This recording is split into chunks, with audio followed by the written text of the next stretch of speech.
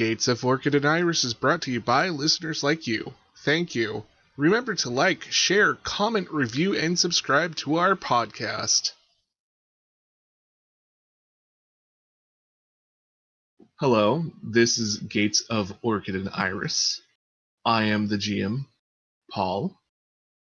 And who is playing tonight? This is Sebastian, Cbass, and I'm playing Ikoma Chusei. This is Gatts, and I'm playing Kaio Suko. This is Ludo, and I'll be playing Matsu Erika. This is Rachel, and I am playing Kuni Suiko. I'm Mason, I'm playing Shishiro Saika. I'm Kay, and I will be playing various NPCs today.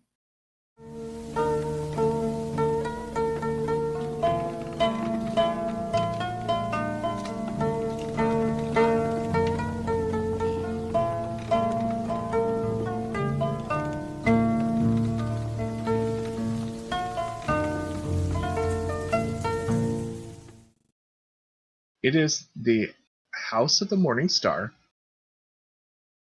It is definitely a Shishiro-owned geisha house. As you enter, you are approached by two lovely-looking geishas who are all dolled up, like not a hair out of place, makeup not even smudged. They both greet you with like very polite low bows, and they ask you like, "Oh, how can we help you, honored samurai?" And this is when you do your thing. Yeah, I would politely bow to them and explain, "Oh, I am here to see Jishu Jocho. I am part of his entourage for the evening. I am terribly late, unfortunately. I hope he does not look down upon me for that. Could you kindly show me where he is?" All right, roll that air courtesy. Let's see how you do. What a roll. Wow. What a roll. All right, so you have good opportunities, but you don't have any successes. So our home rules are the devil's bargain. So for those playing while listening at home, or in a car, or in an airplane, we have a home rule where if the player gets opportunities, they can spend them normally, how one would actually spend opportunities, so like air opportunities for social situations. And most of those are like, don't be noticed, do it faster, etc., etc. But the devil's bargain is something I give. I will give Mason options for Shishiro Saika, and they will be things to move the story along, but they may not be the quickest route or the fastest route, and will leave things open for later. So, here are my devil's bargain. 1. Someone thinks they recognize you, and they will drag you off. Or 2, you notice something strange, but not in this building.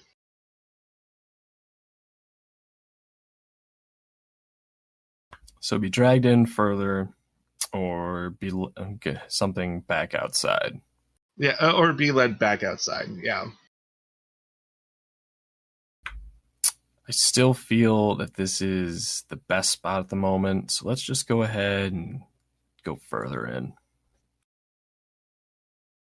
So, you give your speech, and they look at each other, and they're like, "Oh, we'll have to ask Shishiro Jocho, can we have your name?" But before they even can say name, someone comes up from behind you and wraps their long soft arms, and they just go, "Oh, I've been expecting you."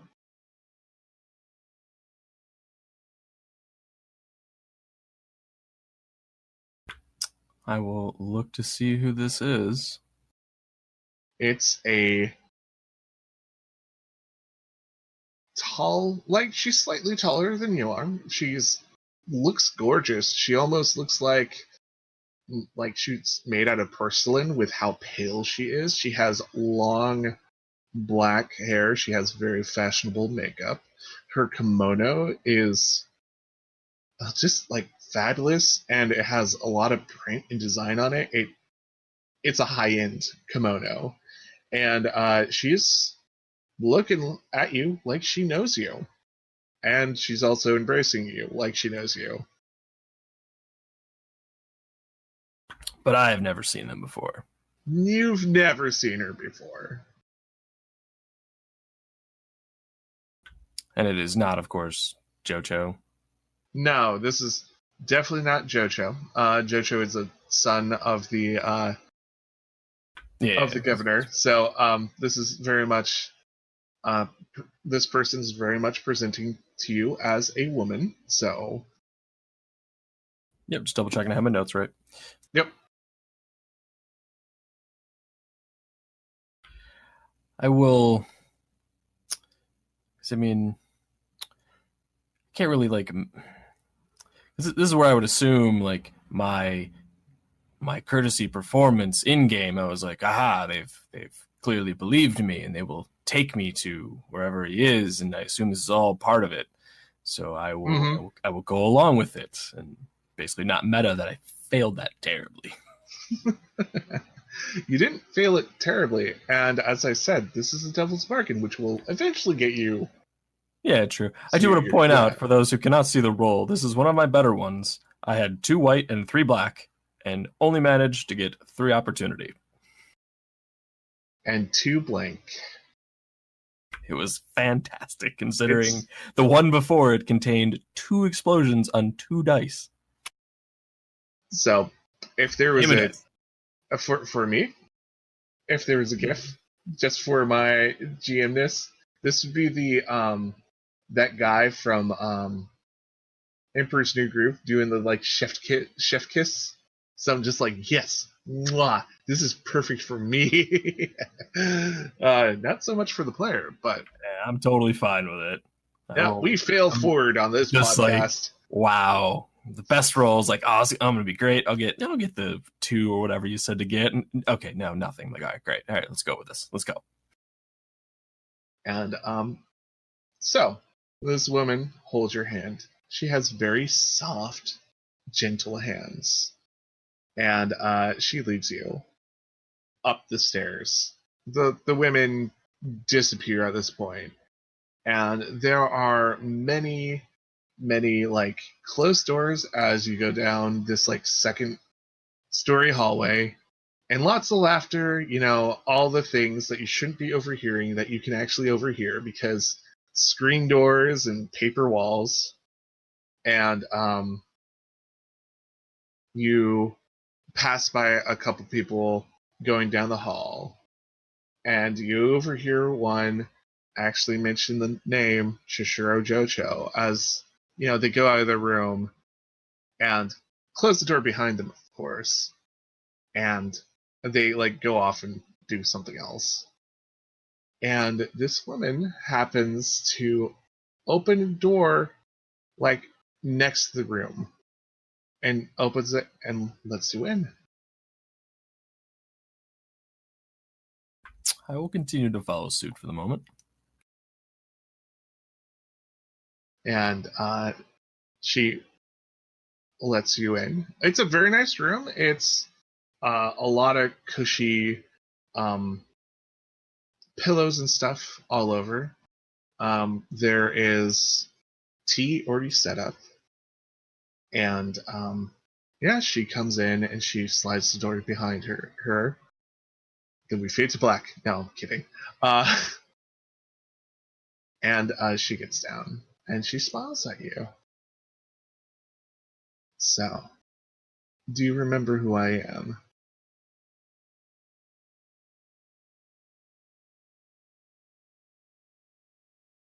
I think we said what? It falls to Earth?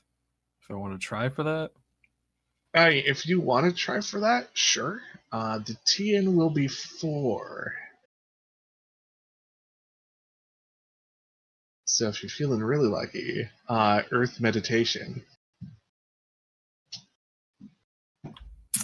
No, I think I will just be forward and be like, I apologize, but I do not currently recall who you are. She nods. That's okay. I've been watching you for the past 4 months. And she smiles.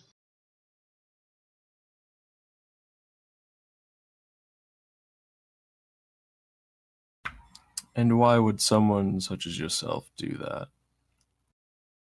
You're mysterious. You keep wearing that mask of yours. And I find that intriguing.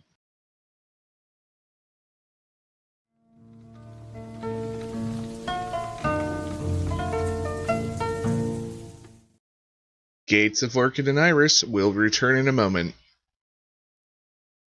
Welcome to Cultural Explorations. In this gameplay break, we will be exploring the game of shogi.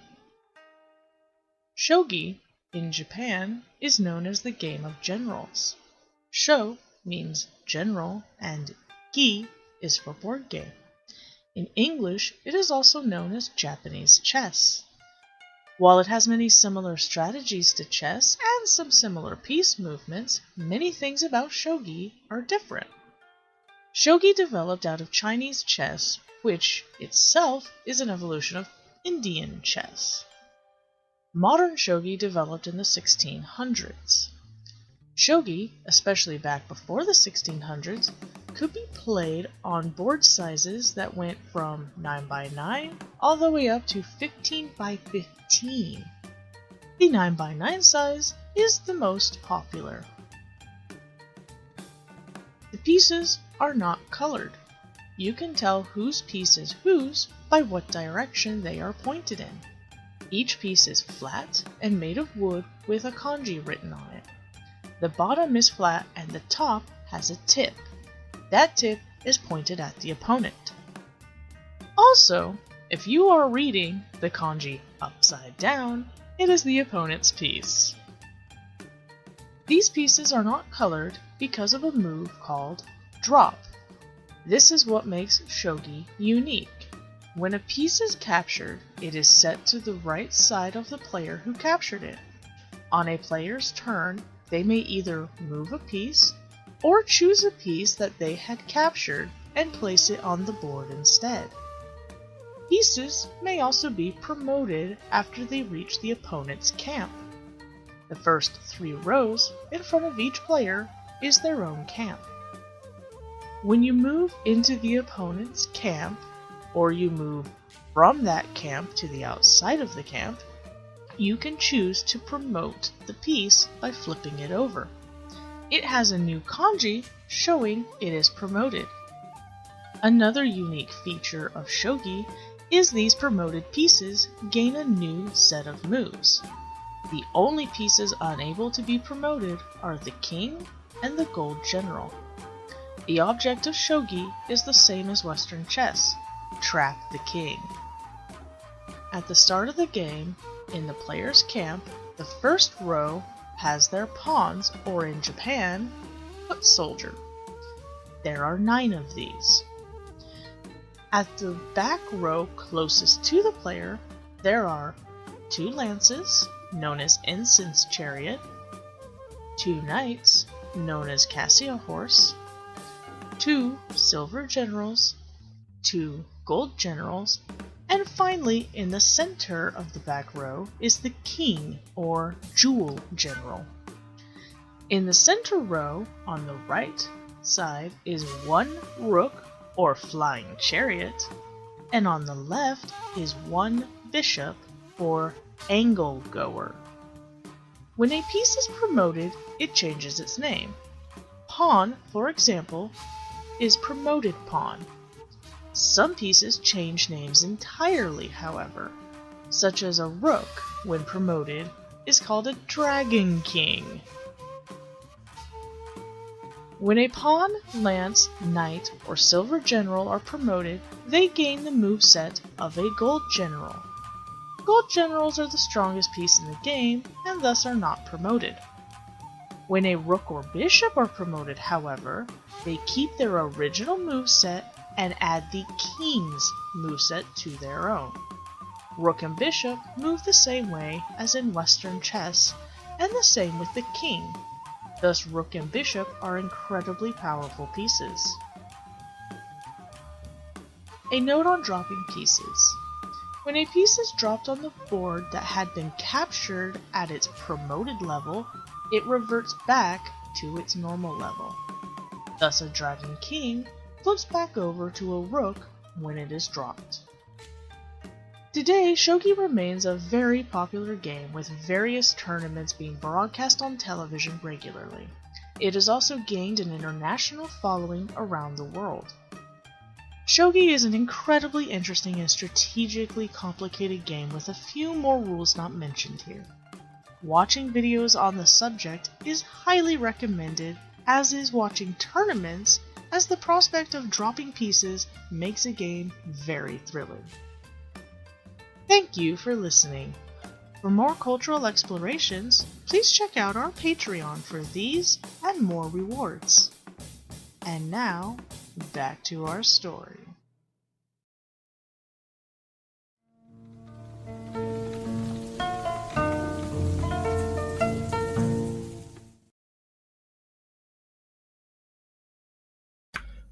And what is it you hope to gain from observing me for so long?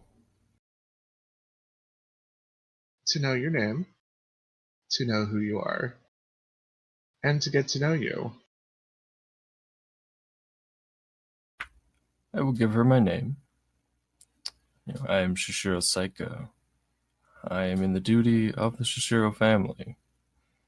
This evening, I have come here to find the one, Shishiro Jocho.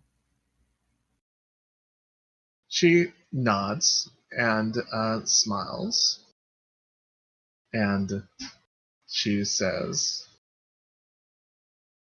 I'm Yogo Seiya. I knew you were going to be here tonight, so I waited. But I can help if you want. I just wish for something in return. What is it you're asking for? I want to see your face.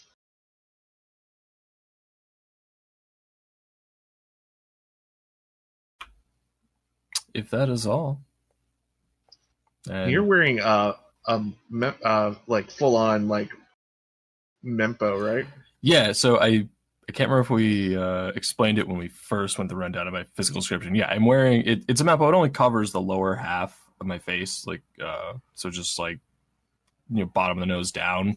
But the design of it is as if a hand is basically covering a mouth with a bit of force.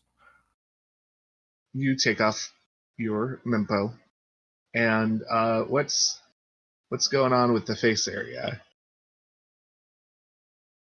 As I said, well, as for my character trait, I've maimed visage, which I kind of intentionally left it open as to why.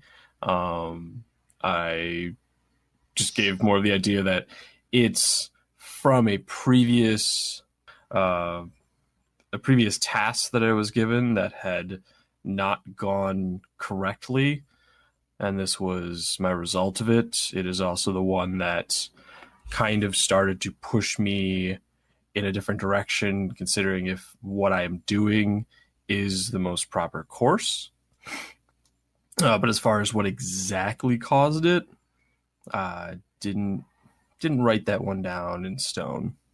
So we get the camera shot of you taking it off, but we get like it from behind your head, and we see her expression.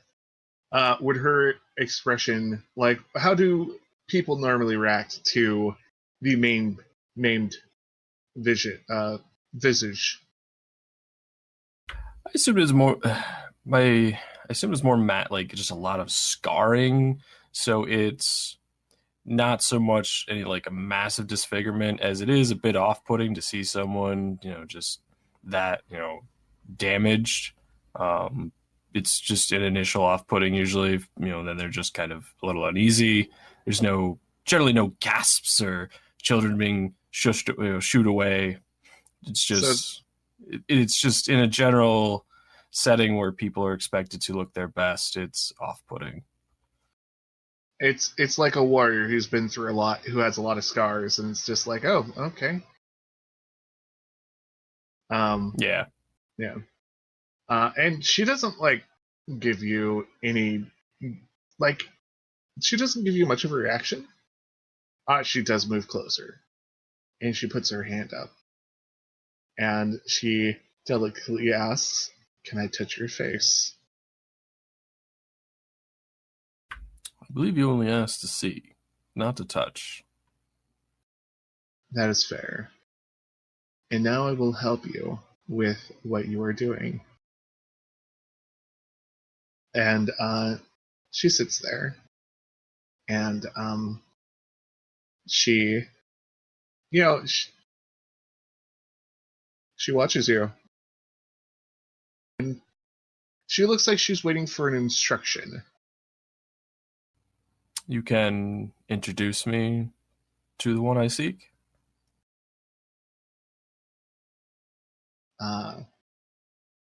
Though I have to warn you. Be delicate around these people.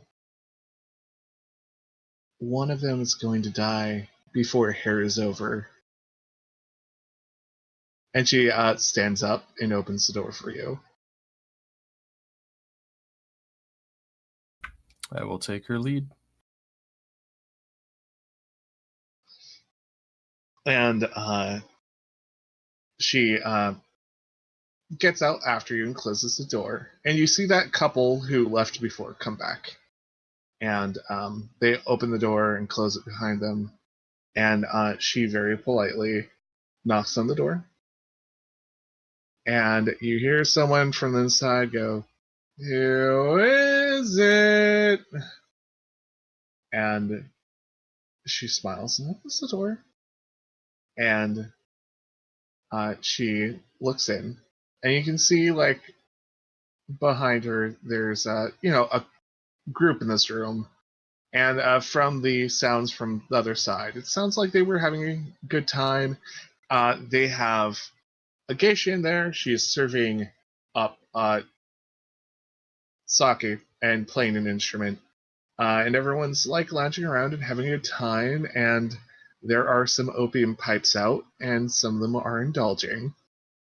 And she smiles and bows. And the person who asked about, who was it, in that kind of almost childish tone, smiles and gets up and bows politely at her. And this man looks and goes, "Oh, Yoko Seiya, I didn't know you would be joining us tonight." And he looks over and bows at you. "Who is this?" I'll return the bow and introduce myself.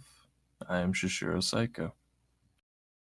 "Ah, another Shishiro. Well met. I'm Shishiro Jocho. And this is our happiest hour." And he smiles and lets Yoko in. And he goes, "Let me introduce you to everyone." And he points at a very young, lovely-looking woman who's has a phoenix mon on, and he goes, "This is Shiba Shanagan." And over there, and pointing at someone who looks like they're a little dazed, and that is Ayuchi Michisuna. And over there Well, that's my sister Shishiro Kimi and Ida Azamitsu, and that's the couple that you saw coming out of the room. And there is Ida Michikane, Ida Azamitsu's brother, and, well, you've already met Yogosea, and he gives you another polite bow. Things are kind of looking in the direction that maybe, just maybe, Shishiro Jocho is not all that sober. But he's being polite and nice to you.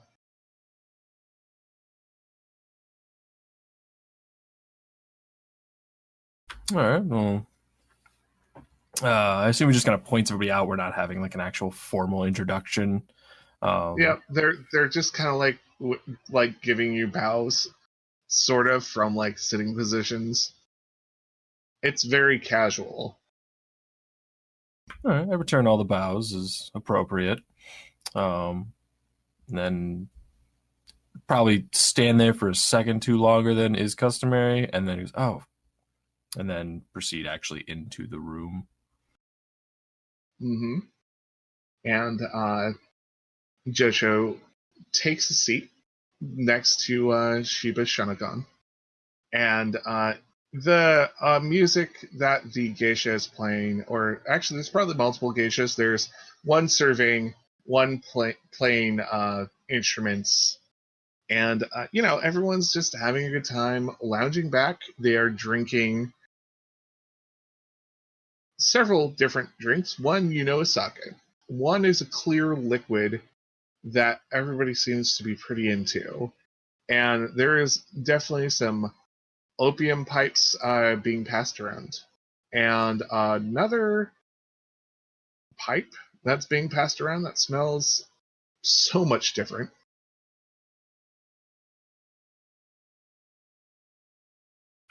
I will try not to be rude, but I will stick to just the sake and abstain from any of the other items that they're currently using. Do you make it noticeable, or are you trying to make this discreet? I will politely turn those things down if they are passed to me. Mm-hmm. And of course, there is a lot of conversation. Some of it has to do with the announcement or upcoming event within the next year of Ida Azamitsu and Shishiro Kimi actually being married. They are to be wed within the next few months. And everybody's excited and happy about that. And they all talk about, current events and everything, and then the conversation slides to you. And someone finally asks, after a few rounds of sake, so are you partaking in enough of it to get any kind of alcoholic feeling, or have you been trying to pace yourself? I'd be pacing myself. I'm still kind of in the mindset this is a task, so I'm trying not to become inebriated or make it so that I would not be able to complete said task as I was asked.